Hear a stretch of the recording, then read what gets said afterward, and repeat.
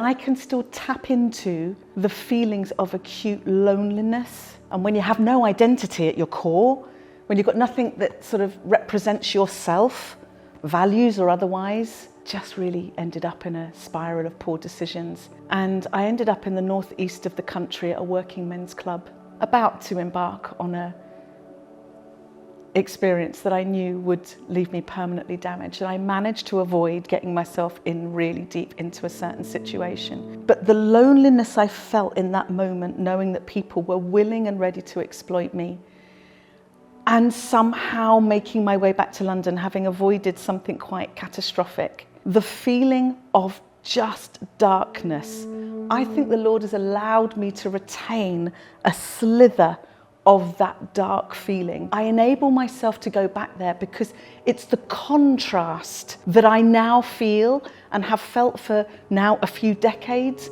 And whilst I've still yet gone through really difficult and challenging situations as a woman of faith, what I have got is utter security that I am not alone.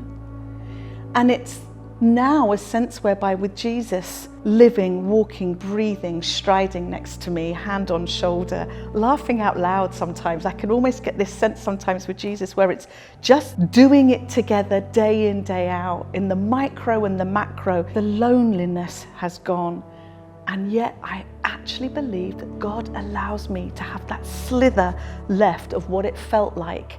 So I never forget nor take for granted how significant it is that I journey daily with Jesus.